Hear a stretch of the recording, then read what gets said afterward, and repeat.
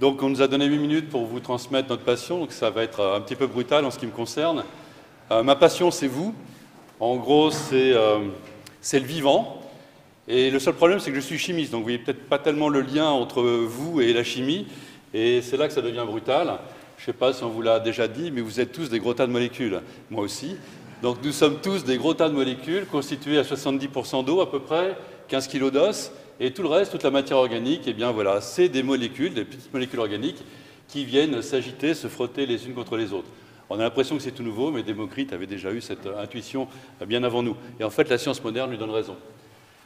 Un petit clin d'œil à la chimie supramoléculaire, qui est la spécialité strasbourgeoise. Donc Jean-Marie Laine a redécouvert ce que la nature finalement utilisait depuis toujours, c'est-à-dire que derrière toute fonction biologique macroscopique, on peut la décomposer en fonctions biologiques très élémentaires, et derrière chacune de ces fonctions élémentaires, c'est toujours 2, 3, 4, des dizaines de molécules qui ont la capacité de se croiser d'une part, et de s'associer de manière réversible. Et ces deux-là connaissent toutes les fonctions biologiques que je ne vais pas détailler. Juste un petit exemple en bas, vous avez par exemple ici l'adrénaline, la petite molécule qui est à gauche, qui va se fixer sur son récepteur, et ça va induire, ce simple événement de reconnaissance va induire une cascade d'événements qui vont aboutir à la contraction de votre cœur, par exemple.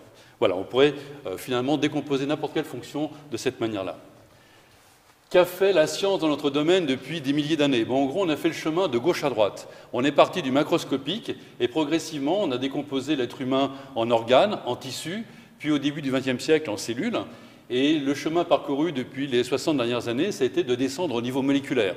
On est parti donc du macroscopique et aujourd'hui, notre compréhension de l'humain, là où on essaie de comprendre comment on fonctionne, eh bien c'est au niveau moléculaire. Et on a pratiquement caractérisé toutes les molécules qui composent un être humain à quelques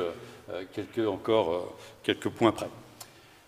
Tout le défi qui reste devant nous, il est infini, d'ailleurs on n'arrivera jamais, mais c'est de repasser maintenant de l'élémentaire, du moléculaire, retourner au complexe, comprendre comment tous ces éléments, comment toutes ces molécules peuvent interagir de manière concertée pour redonner de la complexité et aboutir à des choses aussi belles et nobles que nous-mêmes, et aboutir à des poèmes, aboutir à des choses aussi fortes que ça.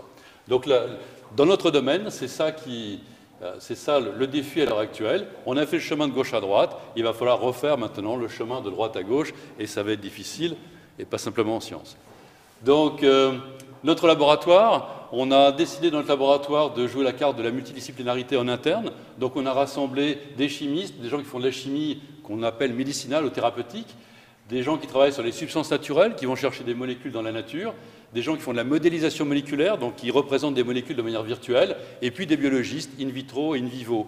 Ensemble, on travaille sur un certain nombre de projets assez classiques, les cancers, les inflammations, les maladies du système nerveux central, on en dira deux mots tout à l'heure, et puis surtout notre mission d'universitaire, là où il n'y a pratiquement pas d'industrie, c'est de travailler sur les maladies négligées, c'est-à-dire là où il n'y a pas de clients, où il y a des clients mais qui ne peuvent pas payer, ou les maladies rares, c'est-à-dire là où il y a très très peu de malades. Donc on a pris ça comme une de nos missions. Et puis également, on travaille sur de la chémodiversité. Vous savez ce que c'est que la biodiversité? Il y a un défi pour les chimistes qui est d'essayer de venir remplir l'espace chimique en y mettant un maximum de diversité. C'est quelque chose, c'est un petit jeu entre nous qui peut avoir son intérêt. Et puis enfin, très important, lorsqu'on a fondé ce laboratoire, on ne l'a pas simplement fondé là-dessus, on l'a fondé également sur des valeurs. Je crois que c'est la meilleure chose que j'ai fait en reprenant la direction de ce laboratoire. Nous nous sommes mis d'accord pour travailler ensemble sur une philosophie du plaisir et de l'intelligence collective, plutôt qu'une philosophie de la starisation ou d'une compétition à tour de bras. Et en gros, nous nous réclamons de l'école hourissonienne. Hourisson est notre maître à tous les chimistes de Strasbourg. C'est un des premiers présidents de l'Université Louis Pasteur ici. Et on se reconnaît vraiment très très fortement dans ses valeurs et dans sa manière de penser la recherche et de conduire la recherche. Et voilà. Donc c'est un petit message, un petit clin d'œil à notre maître Guy. Pour revenir à ce dont je vous parle, je ne sais pas si je vous ai convaincu, mais en tout cas, le vivant est chimie, la maladie est chimie, la mort est chimie, le médicament est chimie. Et puisqu'on a une certaine liberté à l'université, en tout cas tant qu'on a les moyens, on s'est posé la question, mais finalement, est-ce qu'en dehors du cancer, etc., est-ce qu'il n'y a pas d'autres problématiques intéressantes? Et en dehors de la vie, de la mort, il nous est évidemment venu à l'esprit que le plus important derrière ça, c'était l'amour. Et on s'est posé la question il y a une quinzaine d'années, donc ça c'est un des projets de notre laboratoire. L'amour, qu'est-ce que c'est? Comment ça marche au niveau moléculaire? Est-ce qu'on peut aborder l'amour au niveau moléculaire? Lorsqu'on s'est posé la question en 2000, il n'y avait strictement rien dans la littérature. Nous-mêmes, nous ne savions pas par quel bout l'aborder. Et c'est un concours de circonstances qui a fait que, eh bien, on a pu progresser. Donc la thématique, c'est ça. La question qui nous intéresse, c'est l'amour, c'est quoi? Tout de suite, On imagine, il faut bien préciser la question, et la question est terriblement complexe. Un tas d'idées viennent à l'esprit. Est-ce que c'est un instinct? Est-ce que c'est un besoin, un don, un devoir? Est-ce que c'est une façon de donner du sens à sa vie? J'y crois assez. Est-ce que c'est un commandement? Aime ton prochain comme toi-même, point barre. Est-ce que c'est une nécessité pour l'individu, pour l'espèce? Est-ce que c'est une drogue? Si vous y réfléchissez, je pense qu'on a tous été drogués un jour à l'amour. Donc amitié, attachement, désir, empathie, charité, c'est très complexe. On voit qu'il y a des notions extrêmement différentes derrière ce mot d'amour. Et avant de démarrer des recherches au niveau moléculaire, vous voyez qu'il était nécessaire de préciser la question. On n'a rien trouvé chez les scientifiques, donc on a essayé de faire comme on a pu, de voir ce qu'en disaient les philosophes, qui distinguent Eros, qui est l'amour-passion, Philia, qui est l'amitié, l'empathie, et puis Agapé, qui est l'amour universel de son prochain. Notre collègue spécialiste de la Grèce va peut-être me corriger, j'espère, après. Et puis on a regardé les poètes, bien sûr, ce qui rend tout de suite modeste. On se rend tout de suite compte que nous, petits chimistes, n'allons pas pouvoir expliquer comment un tas de molécules comme Paul Éluard arrive à écrire des choses aussi fantastiques que ce qu'il a écrit, par exemple.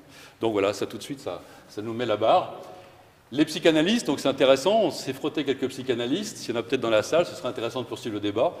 Et puis la physiopathologie, et puis surtout ce qui est intéressant, c'est qu'on a pu démarrer avec un certain nombre de collègues dans le monde cette approche dite moléculaire.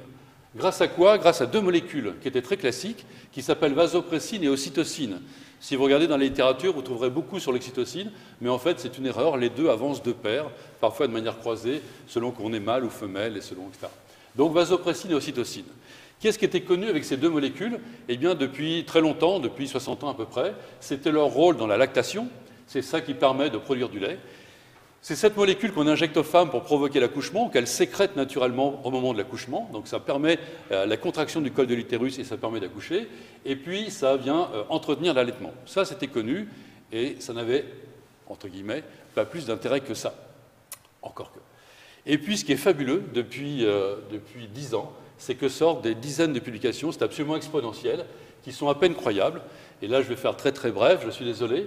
Mais en gros, on a démontré que cette molécule joue un rôle essentiel dans le comportement maternel, l'attachement de la mère à l'enfant et de l'enfant à la mère. Ça développe une bravoure chez la mère qui va défendre son petit contre n'importe quoi. Ça va réduire l'état d'anxiété, de dépression de la mère après l'accouchement.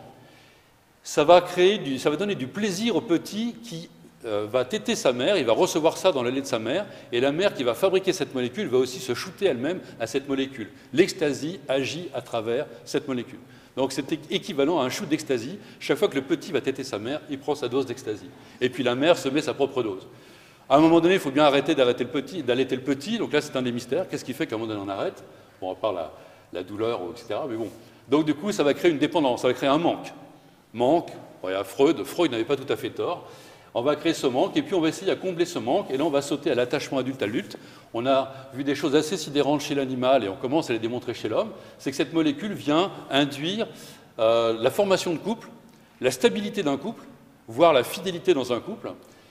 Ça vient donner du plaisir à tout ce qui peut se passer dans un couple, donc la caresse, le baiser, la copulation, l'orgasme, l'oxytocine est toujours là.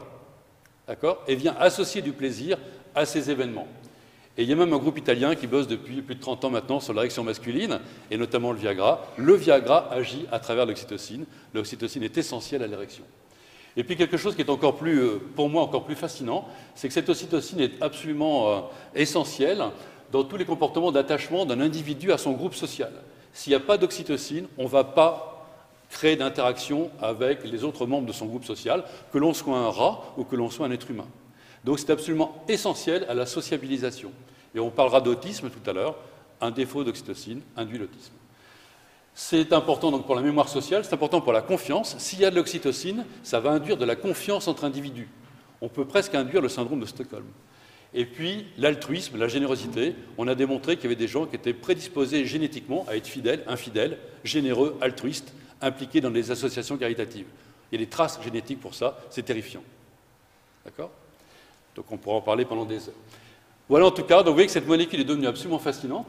Et puis ce qui est un petit peu à la fois frustrant et fascinant pour nous, c'est qu'on avait passé pas mal de temps à essayer de faire la différence entre Eros, Philia et Agapé. Donc Eros, c'est l'amour-passion, c'est le manque. On cherche, il y a du désir, il y a du manque derrière ça. Philia, c'est aimer ce qui existe. D'accord ? Donc Eros, c'est courir après ce qui nous manque, pour faire simple. Philia, c'est se réjouir de ce qui existe. Son ami qui est là, la bouteille de vin blanc sur la table. Agapé, c'est l'amour universel de son prochain.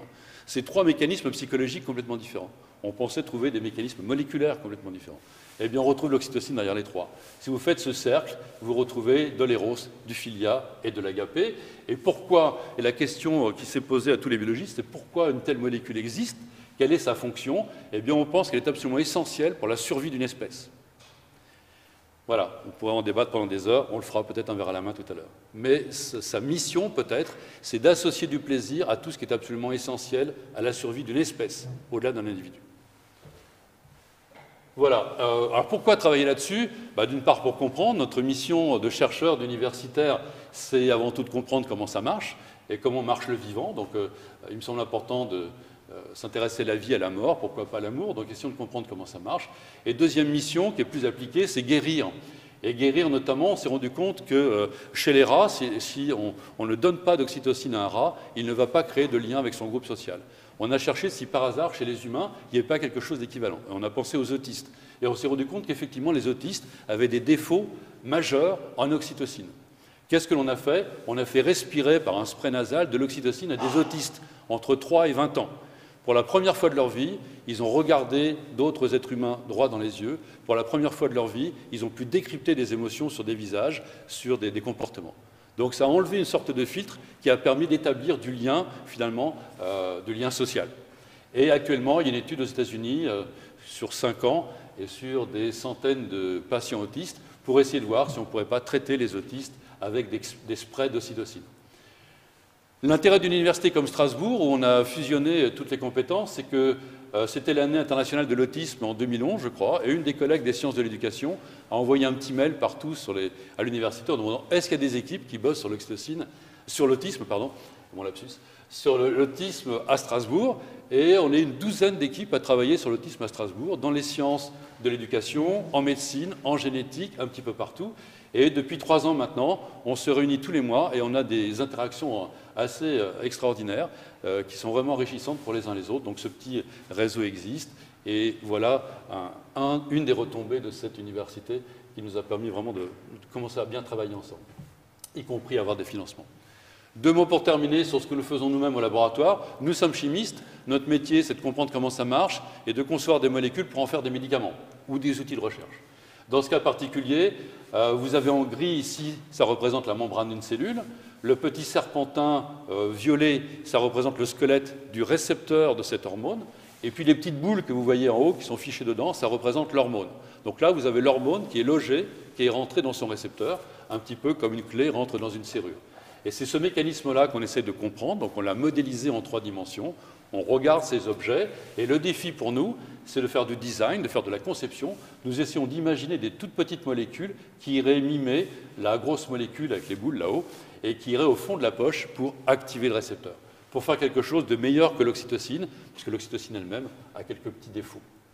Le mieux que nous ayons réussi à faire pour l'instant, après des années et des années d'efforts, c'est pas terrible, mais voilà, on a cette première molécule qui mime l'oxytocine, et nous sommes en train de la tester sur des modèles in vivo, avec des partenariats sur Strasbourg, sur Illkirch, et puis un petit peu partout. Donc on essaye de passer de la souris normale, la souris transgénique, et puis des singes. On a des singes amoureux, des singes qui se détestent, des singes qui sont copains. On les fait jouer à des jeux vidéo, ils partagent des cacahuètes, ou ils se donnent des baffes, enfin voilà.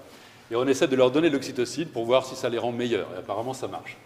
Et l'idée, au bout du compte, c'est aussi de faire de l'imagerie, et c'est de transposer ça un jour à l'humain et d'aller chez les autistes, et là on a accès à un groupe à Lyon. Voilà, donc d'habitude je conclue toujours ces diapositives-là. La logique de l'oxytocine, c'est la survie de l'espèce. Il est bien évident qu'il serait infiniment prétentieux de prétendre que l'on a compris l'amour, c'est bien sûr, c'est complètement crétin même.